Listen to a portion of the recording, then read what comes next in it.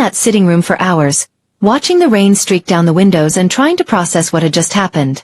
The grandfather clock in the corner ticked away the minutes with mechanical indifference, and I found myself counting the beats like a countdown to my own destruction. Because I knew Imogen would follow through.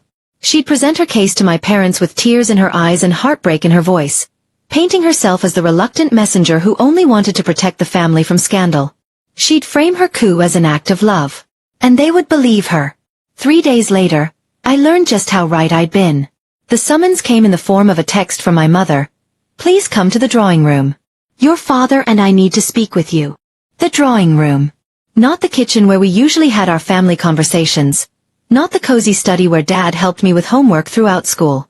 The drawing room was where serious family business was conducted, where ancestors in oil paintings looked down with disapproving eyes and every word carried the weight of generations. They were waiting for me like a tribunal. Mum sat rigidly in her usual chair, the one that had been her mother's, her face a mask of disappointment and barely controlled emotion.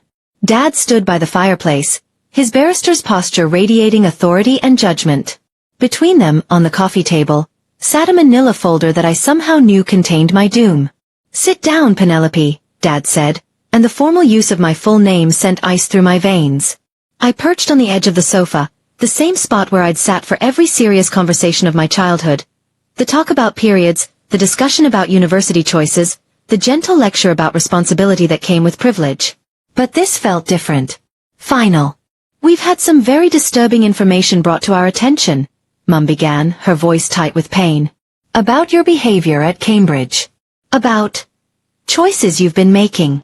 I opened my mouth to defend myself, but Dad held up a hand. Please don't compound this by lying to us. We have evidence. Evidence. The word hung in the air like a sword waiting to fall. Dad opened the manila folder and began laying out photographs on the coffee table. Pictures of me at various locations around Cambridge, but contextualized in ways that made innocent moments look sordid. Me leaving Professor Morrison's office late one evening, because we'd been discussing my thesis. Me at a pub with a group that included several older graduate students, twisted into evidence of inappropriate relationships. Me looking exhausted and disheveled after a particularly brutal exam period, presented as proof of drug use. Imogen was devastated to bring this to us, Mum said, tears actually streaming down her cheeks. She's been worried about you for months, apparently.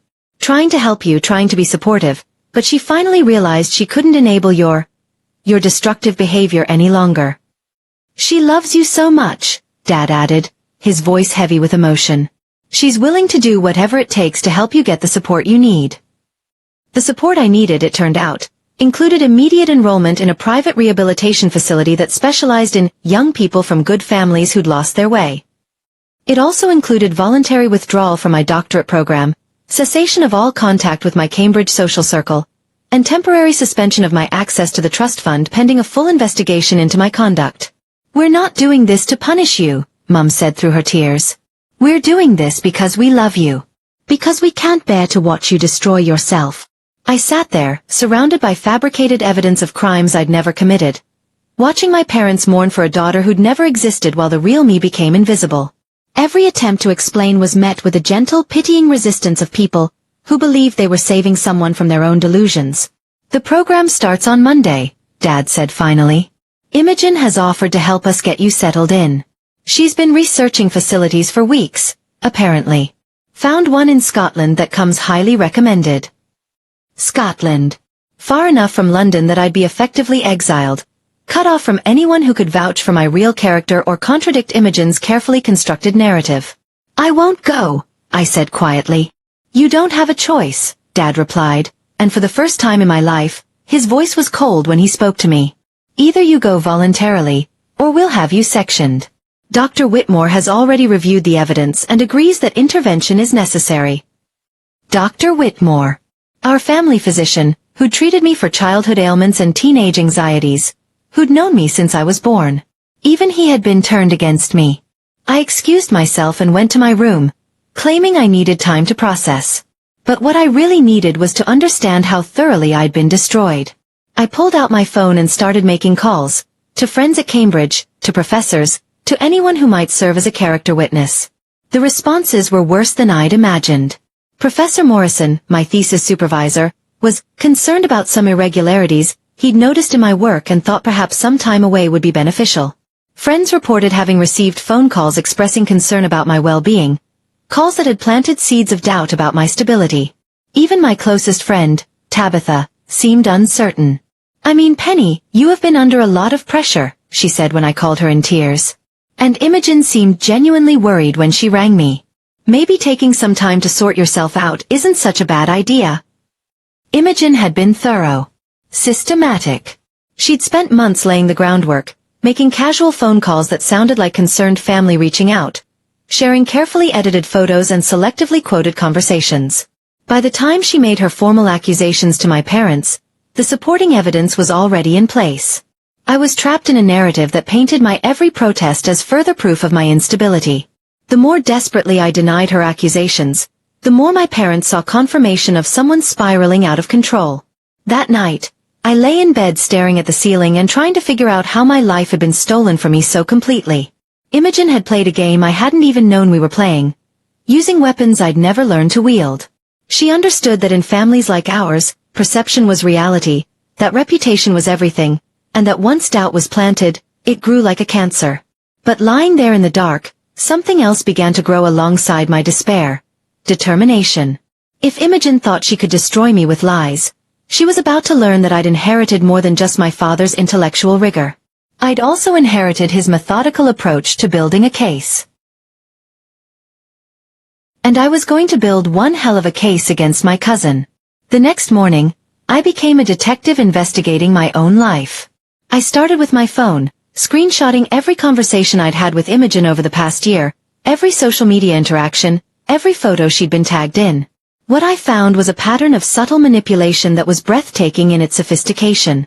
She'd been gathering intelligence for months. Comments on my Instagram posts that seemed supportive but were actually fishing for information about my schedule. Questions about my relationships that appeared to come from friendly interest but were clearly designed to identify potential weak spots in my reputation. Even her visits home had been reconnaissance missions, opportunities to observe my habits and relationships up close. But Imogen had made one crucial mistake. She'd underestimated my intelligence. While she'd been busy crafting her web of lies, I'd been documenting my real life without even realizing it. Digital footprints, academic records, witness statements from professors and classmates. All of it painted a picture that completely contradicted her accusations. The photographs she'd presented as evidence were real, but their context had been deliberately distorted. The compromising situation with Professor Morrison? I could prove it was a group study session by cross-referencing it with library records and other students' social media posts from that evening.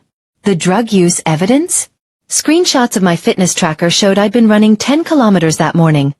Hardly the behavior of someone struggling with substance abuse.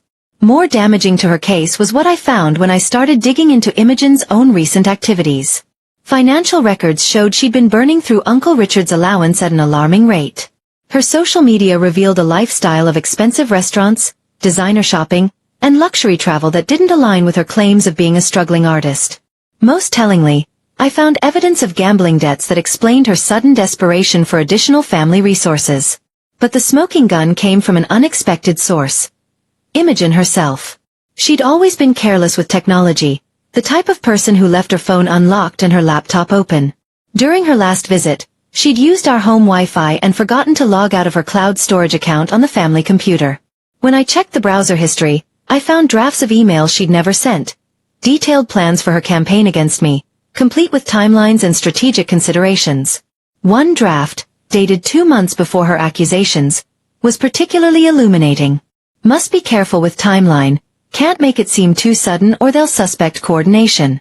Need at least 6 weeks of growing concern before bringing formal evidence.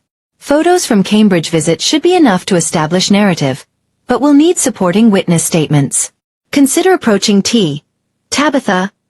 First, she's always been insecure about Penny's success and might be receptive to suggestions about concerning behavior. There were pages of it. Cold, calculated planning that treated my destruction like a military campaign. She'd identified my vulnerabilities, mapped my social connections, and systematically poisoned every well I might have drunk from. It was sociopathic in its thoroughness. But it was also her undoing. I spent the weekend building my countercase with the same methodical precision Dad had taught me during childhood games of chess. Every lie documented and disproven. Every manipulation exposed and contextualized. Every piece of Imogen's evidence revealed as carefully constructed fiction. By Sunday evening, I had a